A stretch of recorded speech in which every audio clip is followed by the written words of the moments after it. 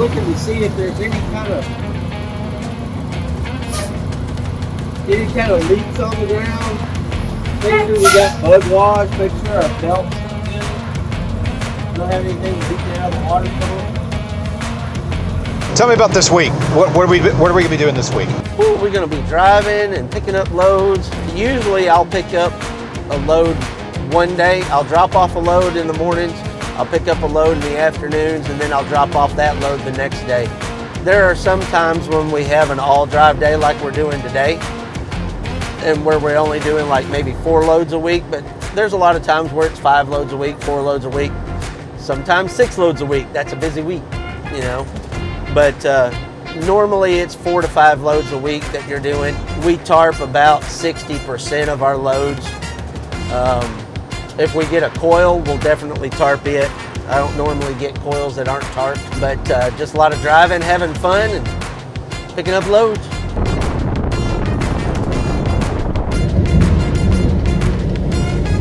We listen to books constantly. I go through about 100 books a year, and they can vary from historical books to sci-fi books, but there's a lot of guys out here that's what they do on the road, is they listen to books.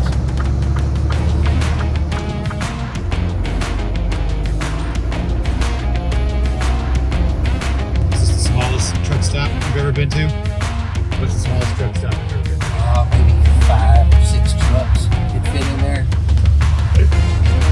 Well, let's put it this way, 5 or 6 spots, and then you can make about 10.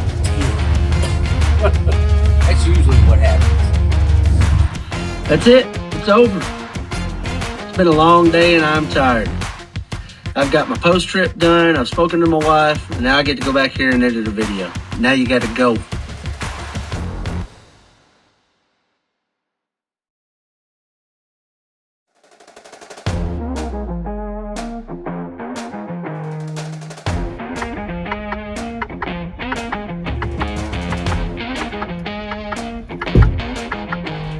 Thank you for stopping at Pilot.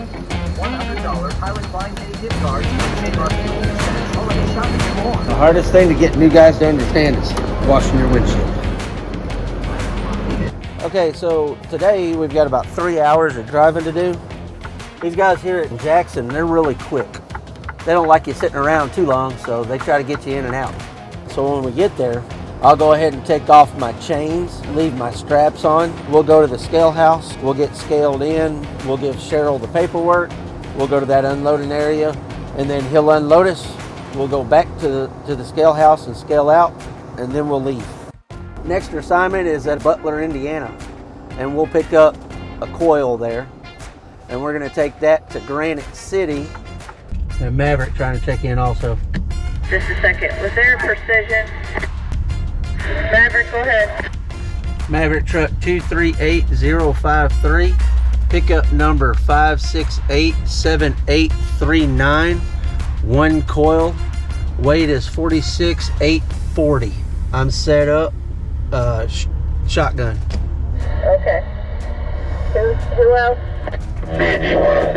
Cool. Go ahead. Now we are checked in. Yeah, I've got a 568. Coils are normally always done inside a building with a crane. But what we're picking up today is finished product. Once we get a couple of chains on it, we'll move back out of the building, and then we'll go to their parking lot and we'll put the rest of our securement on plus our tarp. It'll be tarped the whole way to pre-coat. We won't take that off until tomorrow morning.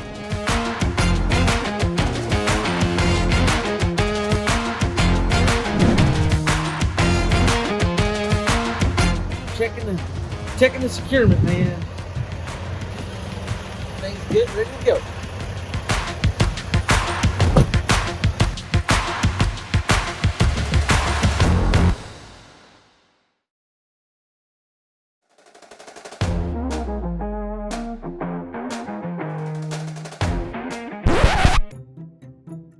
Well, Jeremy, what's going on this morning? Not a lot of anything. So we get here to the consignee. There's about 7 trucks sitting here, and there's normally not this many trucks here, and all the doors are closed. And apparently They have shut off the electricity to this area of town to put in a solar farm over here. It's going to be off for a couple hours, so we're sitting for a couple hours. Well, we were scheduled to pick up here, and that pickup is scheduled for 17 minutes from now, and there's no way we're doing that. I've already informed my fleet manager about the situation here. Kind of a holding pattern now. I don't like to think about it too much because you never know, but they'll give me something, you know. It's part of the job. You're going to sit at some places. If you can let it frustrate you, or you can take it as these things happen in trucking. It's all about your attitude, right? We're going to Jasper. Should be 3 sections of slitted coil. But typically, though, they're trying to find you somewhere around the area first before sending you out.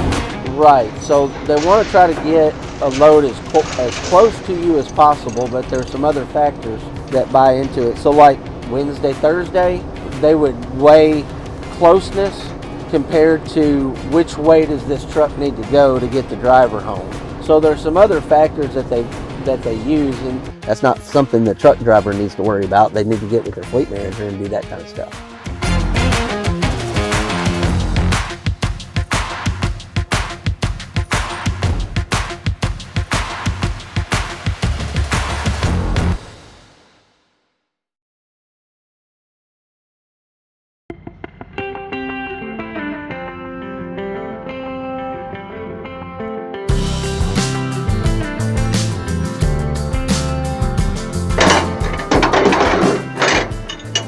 Doing all right today? I am. My only load today. Oh yeah? Yeah. Let's hope it sticks that way, I guess. You trying to make me feel special? It burns out.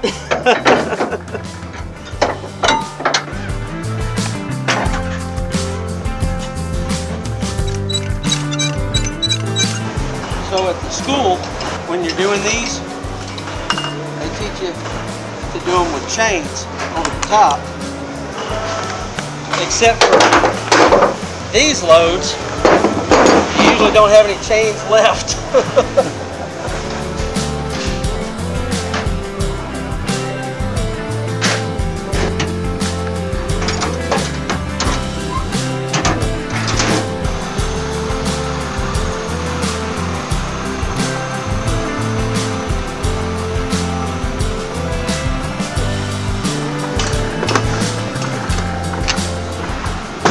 Now we just stand around and do nothing.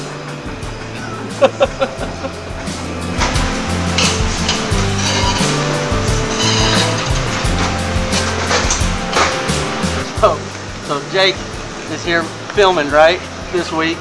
Hi, Jake. Howdy. But look at his camera. See, when you guys get in the mood to subscribe and actually get some revenue coming in, we can get one of the big old fancy cameras like that. Look at that thing.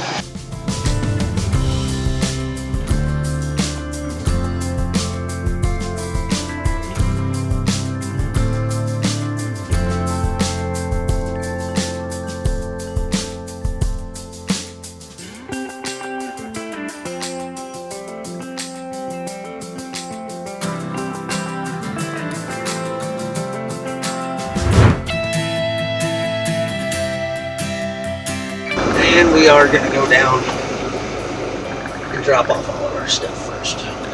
What's a preload? A preload, they come in with empty trailer, and we drop an empty trailer, and we pick up a trailer that's already been loaded for us.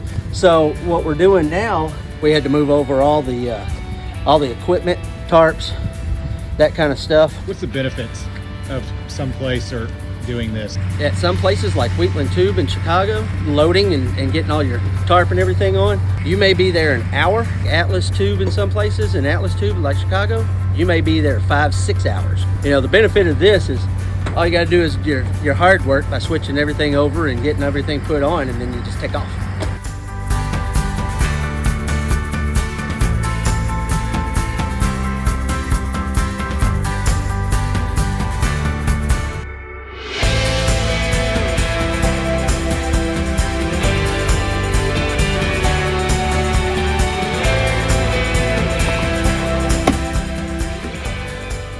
We're done, man. Everything's covered. Got one extra tarp on.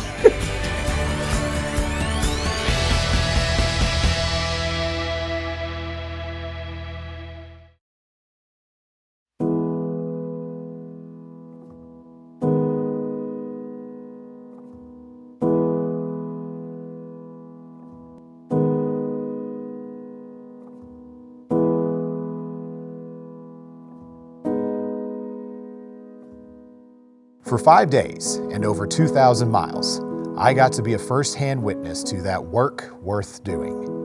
And it all happened through a ride-along with Maverick truck driver and road trainer, Jeremy Tate. Some would call it a grind. Jeremy would call it fun. While others failed to see any positivity passing by each mile marker, Jeremy savored every little thing, right down to pasture animals grazing along the highway.